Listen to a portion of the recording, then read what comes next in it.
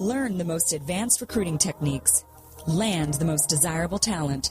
Launch your company towards massive success. This is the Higher Power Radio Show with Rick Girard.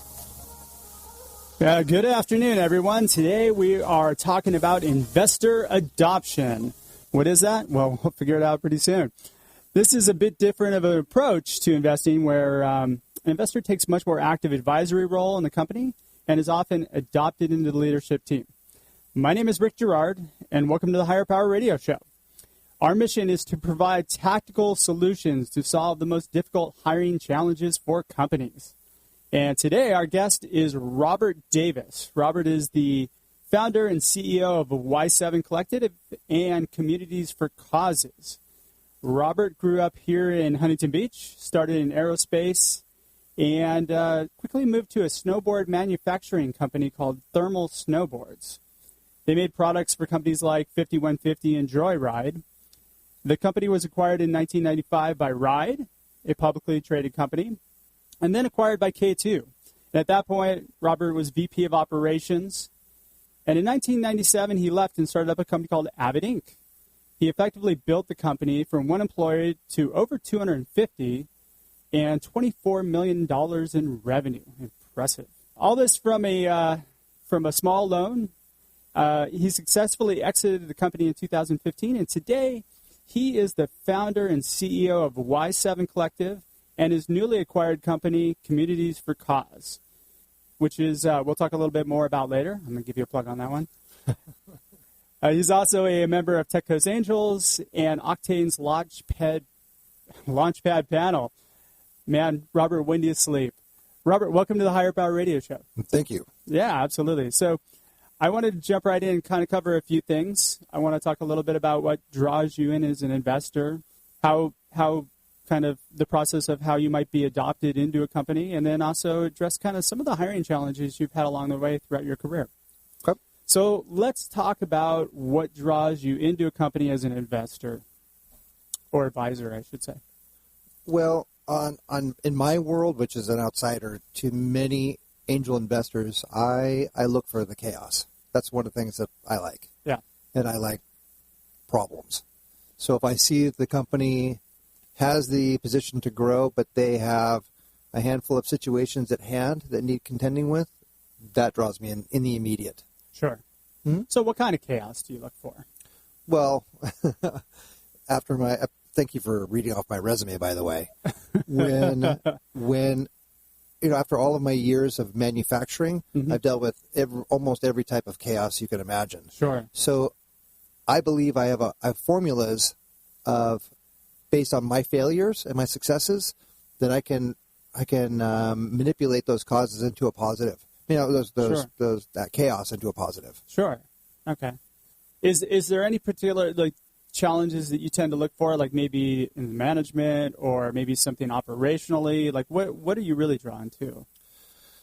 Well, the company culture is that's the huge emphasis of any company. Sure. And if the company culture is flawed to begin with, that is the structure by which the company is able to grow. And if the culture is stagnant or not in a positive, prosperous mode, sure, then it will have that kind of flatlining effect of growth. The whole company will be affected by that culture. Mm-hmm. I know it sounds possibly weird to say. No, it's not weird at all. But if everybody is not in the game and they're not in for the direction of the company based on the vision and the mission of the company, then it's destined for that flatline and possibly failure.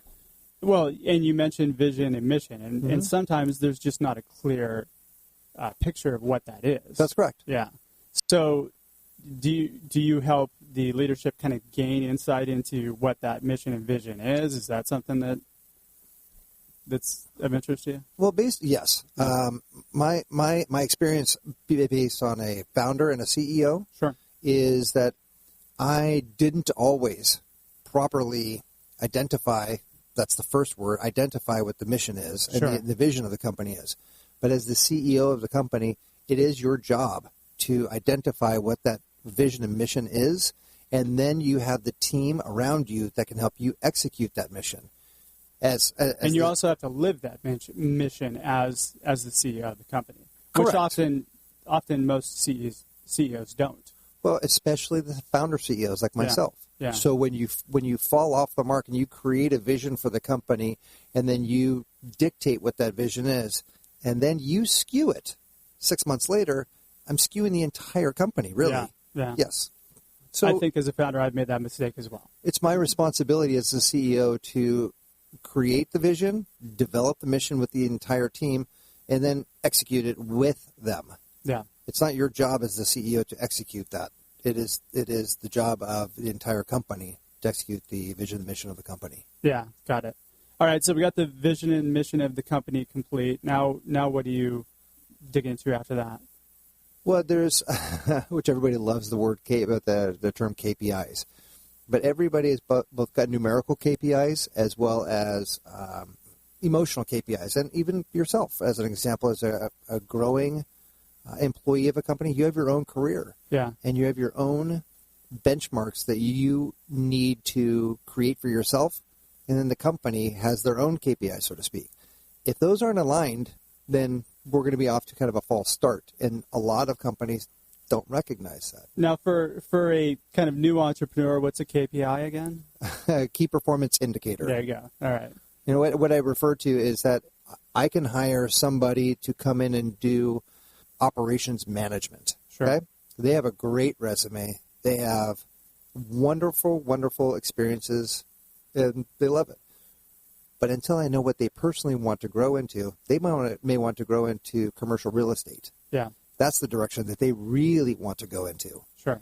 But if I don't know that, and I don't pick up on that in some context as a person of hiring, then our relationship isn't going to last long. That should be a function of a recruiter. You know, a recruiter should actually be able to dig in and know what that person wants as you bring them through the process. I'm sorry for cutting you off. You picked up on one point, though, is that only the recruiter can ask questions like that. So me as an employer, I have, let's just say Y7 Collective, and I'm at 50 employees, which is not the case. But let's pretend for a moment that I'm at 50 employees.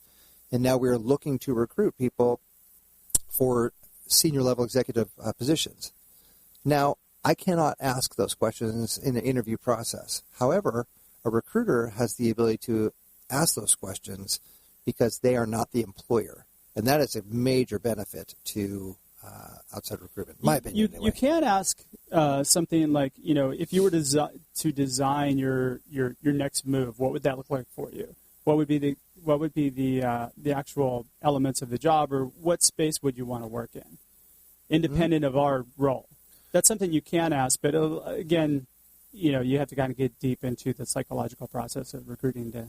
Well, there are workarounds on that question. Yeah. So, as an example, I can ask, you know, what do you want to do career-wise? I can ask the question: is there anything that you'd like to tell me about you personally? Yeah. That is about my only workaround to make it into your personal life. Yeah. And it's getting worse, by the way, in 2018 coming up. California, especially. Yeah, absolutely. I cannot, as the employer, ask you questions about you. Really, you know. So, how old are you? When is your birthday? Are you a Libra? Yeah. You know, how many kids do you have? What kind of car do you drive? What city do you live in? How much did you buy your house for? You know, I can't ask you those things. No, not at all. Because now I'm starting to judge you on that criteria, which I'm going to be held responsible for by the state. Yeah. Yes. No, I totally get that. So, so we kind of got derailed off on that one. Sorry. I do that a lot. That was my own personal plug, I think. So let's talk about Communities for Causes and how you were kind of an investor, and now you are running the company, right? Mm-hmm. So tell me about the process on how that came to be. Communities for Cause is a platform. It's an iOS and an Android application, mm-hmm. and it's a platform by which the application allows the supporters or the users of the application to shop and work with merchants. Nice plug for your kombucha. Do plugs for merchants. They do purchases with merchants. Sure. And those merchants that have signed on with Communities for Cause, what they have the ability to do is take a percentage of that and donate that percentage to the cause of that user's choice. Nice. So as an example, you, Rick, could be shopping over at or having lunch over at Mama's and 39 in Huntington Beach. Or be getting my hair done. Yes. Yeah. we're going to get any shoes. But you can be at Mamas on 39, spend $100. Mamas on 39 wants to give 10% to the cause of your choice. Nice. You go into the CFC app, and you load in which cause you selected. Let's pretend it's Big Brothers, Big Sisters. Okay. You pick that as your cause. And from that point, you register that transaction, meaning the receipt, from Mamas on 39. And what transpires is that 10%, that donation directive actually goes to that cause that you chose. Oh, wow. Mm-hmm. That's cool. It's a really cool app. Mm-hmm. And it's being redesigned and relaunched within the next 2 to 3 weeks. So how did you get involved with the company? I got involved with the company because I think they needed some new leadership in the company.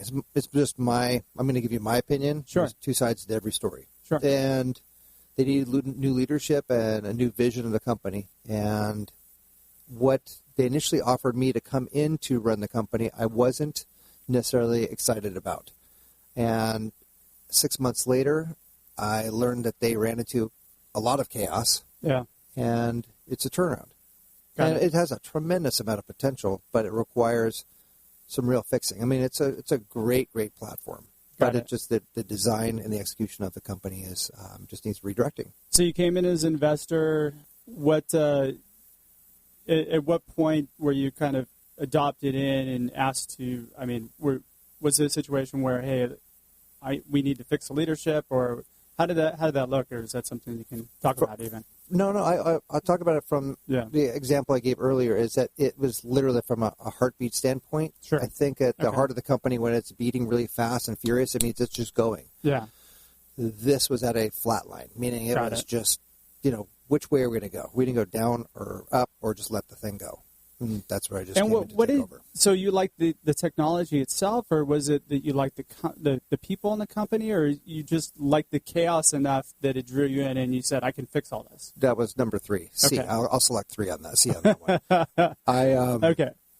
I like the chaos and the ability for it to grow, and I see that it's got the capabilities to launch into and become very viral.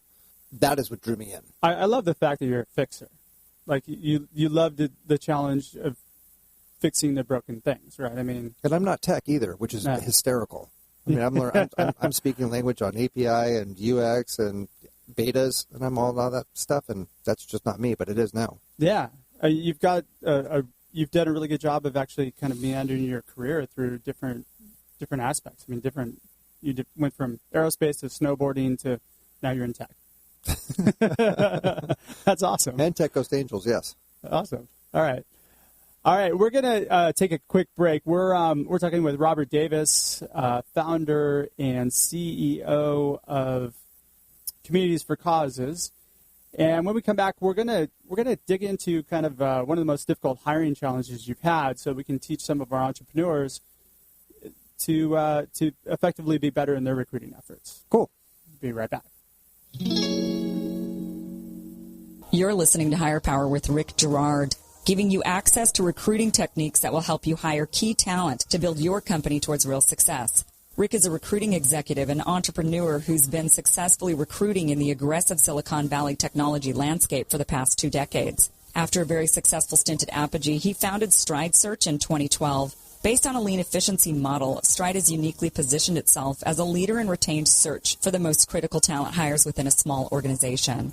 Whether you're a startup executive or recruiting professional, by listening to Higher Power with Rick Girard, you will walk away with skills to help you attract and hire great talent. Now back to Higher Power with Rick Girard. And welcome back to the show. Before the break, I'm sorry, this is the Higher Power Radio Show. I'm your host, Rick Girard, and today our guest is Robert Davis. So we were just talking a little bit about what draws him in as an investor. Now we're going to talk about one of the most difficult hiring challenges that he's had to overcome in his career, and kind of give you guys something to work with to really build out your hiring practices.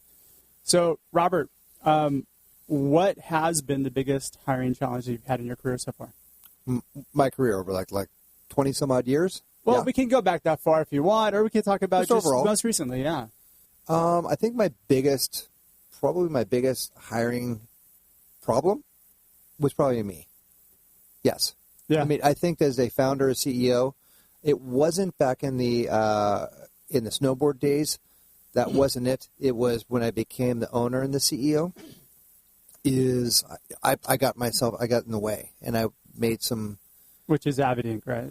Well, yeah. Yeah. What my hiring practices that I developed, and I, as the CEO of the company, when I develop that, the rest of the company will follow that. Sure. Remember, we were talking about culture. Yeah. So if I'm leading that culture of that decision-making process, that's where it becomes sideways. Yeah. And what I did is I would tell staff members and HR what I wanted. But when I used that one letter or that one word and I should have replaced it with what the company needed, not what I wanted. Sure. So what I wanted was the easy way out. I wanted people I was familiar with. I wanted people that I could engage with. I wanted people that I could get along with. Sure. I wanted people that could run it.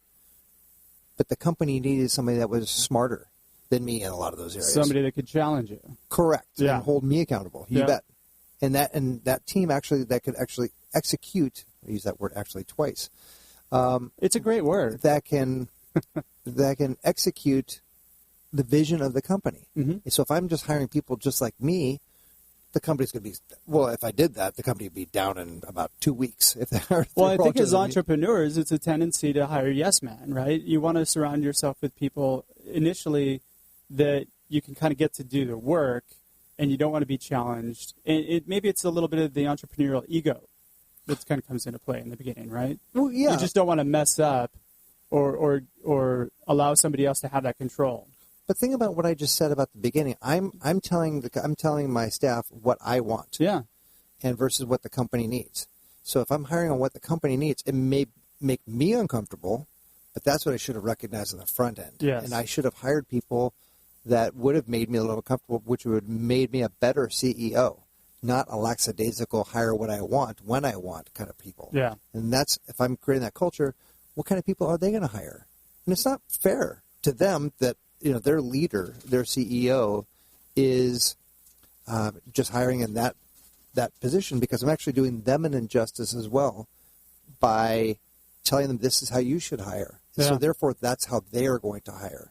And that's just where it's this snowball effect that ends up happening. Yeah. So the whole company is treated that way. The whole culture of the company is doing that. Yeah. If it feels good, go ahead and do it. That's not healthy. Yeah, totally. And people hire down, too, as opposed to hiring up if you're setting that precedence in the beginning that way. Of course. I mean, that's a job security. I mean, if you think about telling your executives to hire people that are smarter than they are, that's a very challenging thing to do, because that means that they could be in job jeopardy. And the way I used to look at this is you work yourself in different companies, work yourself out of a job. Yeah. Even when I started Abbott, I drove forklifts. I did sales. I did operations. I did HR. I did accounting. I did all those things, and I worked myself out and replaced it. Could I replace them with better people? Yes. Not ones that just made me feel comfortable. Well, putting on, I'm sure as an investor, you look at companies all the time right now. Do you see that same mindset in a lot of the entrepreneurs that you talk to still? Do people still look at it that way, or did they actually think, okay, I need to hire up? Has that changed? Well, it hasn't necessarily changed. I can only speak from my own experience. Yeah. Because I've dealt with quite a bit in my worlds, mm-hmm. that my hiring practices are much different than an entrepreneur's now. Yeah. And I think the unfortunate circumstance is that the entrepreneur, are going to learn by failure. Yeah. Yeah. And hiring the wrong one, the wrong way at one time. And unfortunately, they're going to have to hear that I told you so by somebody. Yeah. Mm-hmm. And that goes into, internal hiring practice versus external hiring practices. It's very, very different on how you do those things. So do you find that it would probably be more effective for an entrepreneur, like if you do hire up, right? You hire somebody and you hand off, you actually delegate that work and don't keep your hands in it. You're probably better off than the entrepreneur who's got his hands in everything. Well, it's not as hands off as an entrepreneur, I think, would be a mistake. Only because you have to watch and learn how the process evolves. Yeah. So that's a mistake to be totally hands off. Then the company's out of your control. Yeah, maybe I misphrased that. I mean, hands off as far as whatever the responsibility is that he's given. Oh, yes, to an extent, yes. Yeah. Like have somebody else. You tell, as an example, if I'm the entrepreneur, I should tell whoever is seeking to fill that position what the company needs, not what Rob Davis wants, but what the company needs. And that's where, once that's outlined, then you can go full force and go find those right people. Like as an example, the job descriptions. Yeah. Those are way out of whack these days. I love that you bring that up. What? I'm actually giving a talk on Thursday about job descriptions. Oh, they're here at TechSpace, yeah. They're a mess. I mean, I watch people in transitions that have been, sorry, I'm drinking so much water. Hey, go for it. That there are so many of these people that are in transition from one career to the next that they are so used to writing the job descriptions, whether it's a bachelor's degree, whether it's an MBA, whether it's 55 years in this job position. The real telltale is what they're really capable of doing. Yeah. And that's very difficult to outline on a piece of paper or in a resume. True. Mm-hmm. All right, let's jump back to what was your aha moment when you realized, hey, look at, I'm not doing what's best for the company. You mean as it pertains to hiring? Yeah.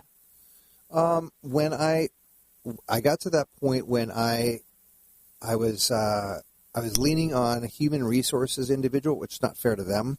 Sure. And I was expecting that human resources not only knows about all the laws associated with compliance and human resources, but of course they must be recruiters, which in fact they are not. No. And that's not fair to say that some of them aren't, but the majority of them are not recruiters. Yeah, it's not fair to put that on them a lot of times either. Well, exactly. So go back to my spin a moment ago. I tell human resources that this is the type of person I want. Okay, that's failure number one. I just told them what I want, not the company needs. That's failure one. Two, I gave them the description of what I want. Three, now I'm going to hand that off to another person.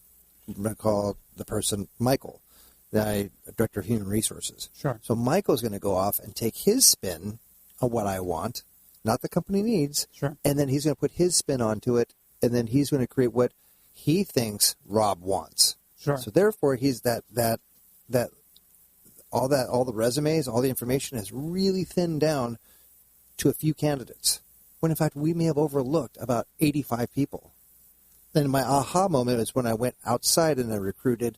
On the outside, I got way better caliber of people that actually scared the crap out of me. But yeah. When you reached out to your network? No, I went outside, recruited on the outside, not through HR. Got it. So brought in retained search. A professional recruiter. Correct. Yes. Okay. That was very helpful. Yeah. So that was, in essence, what helped you fix that issue, was bringing in outside help? Well, yeah, because the outside actually corrects me and says, no, Rob, is that what you want? Because what you're describing is a personal wish versus what the company needs. You're not describing any KPIs. Just because they have great sales and a great disposition is not part of the resume. Yeah. They can't be cool people just to hire them. Well, and that's what people end up hiring, are cool people. People that they think that they'd like to work with. That hire characters. Yeah. And so I see it very often with companies where, hey, we've got somebody who we just thought was going to be great, and the problem is that it's just not the right person. It's not what the company needed. No, and as an entrepreneur, look back at yourself when you're being hired, and should you have gotten all of those jobs that you did get throughout your career, and what could have been done differently as an entrepreneur, looking at that, at your hiring practices. So what was the fix for yourself, the takeaway from you? The only way to actually remove it from to get as hands off as you said earlier is to get it out of the building. For me, the hiring. Got it. Mm-hmm. HR belongs, HR to an extent belongs in the building, or being really attached to the building or the company. But as far as recruiting is concerned, I should say, however, recruiting is concerned, I think that should be on outside. You know what? I would tend to disagree. I think you can have a really strong recruiter on the inside who can champion the company as well, just because that person is the first line of defense for anybody that you bring in. You mean that person is HR? No, a recruiter. You mean a separate recruiter that's recruited for the company? Absolutely. Yeah. That's the difficult challenge, is you have to be it has to be on the outside, and I'll disagree with your disagreement. Only because we'll agree to disagree. If it's an entrepreneur that's starting this, they have to deal with it internally, or externally. Or be able to find a source that can come in and run things for them, or just run that whole process. Well, absolutely. Yeah, Even if it's an interim position or a part-time position to come in, that would have been a great position to fill as a part-time recruiter for all these small companies here in Orange County. Yeah. That's a great position to fill right there. If you could be a part-time recruiter. That's kind of what we do. Anyway, all right. So I want to give you a quick chance to get the message out there for Communities for Cause, because I love the app. Mm-hmm. I've played around with it, and it's awesome. So tell our listeners kind of the best way they can download it, where they can go. Is it live yet? Give us the 411 on that. There's a handful. So Communities for Cause can be found both on the App Store and Google Play. Okay. It is the existing application is being completely redone. I would encourage anybody or everybody for that matter, to download the app and sign up for it. The Communities for Cause website is just communitiesforcause.com. That's easy. It's being revamped and being launched this week at mycfc.com. Okay. So that will all be done. And trying to merely make it streamlined so that it interacts with the users, the supporters of the application, Sure. the merchants who are actually working with the Communities for Cause, and all the causes. And we're to branch out from the causes here in Orange County to the entire United States in the next 4 weeks. Awesome. Mm-hmm. I wish you much success for that. Cool. Thank you. Yeah, absolutely. So we're just about out of time for today's show. Rob, thanks for investing time in being on the show today, and welcome to the Higher Power Radio community. Cool. Thank you, Rick. Yeah. So I want to thank really quickly, what would be the best way for somebody to reach you if they want to find out more or get in touch with you about, Y7 or Communities for Cause? Out of all the emails and telephone numbers I have. Yeah, can I load up your inbox? No. I don't have a problem. I've always been a transparent guy, which is the entrepreneur that kind of exists inside me. Yeah. I'm Robert at y7collective.com or Robert at mycfc.com. And ask me any questions. I don't mind at all. Sounds great. So I want to thank our listening audience for tuning in to today's episode. A quick shout out to our team, our engineer, Paul Roberts, our producers, Andrea Ballin, Shanti Ryle, and our executive producer, Kim Iverson. To listen to this show and any past episodes, you can check out Hire, that's H-I-R-E, powerradio.com. We are not a religious show. Or Higher Power Radio on iTunes. For the latest insights on the show, you can follow us on our LinkedIn or Facebook page, which is Higher Power Radio Show. Or follow me on Twitter at Rick_Girard. Tune in next week as our guest is going to be Rod Swartwood, founder and president of HR Prime. I'm your host, Rick Girard, and you have been listening to the Higher Power Radio Show. Thank you for listening to Higher Power with Rick Girard on OC Talk Radio.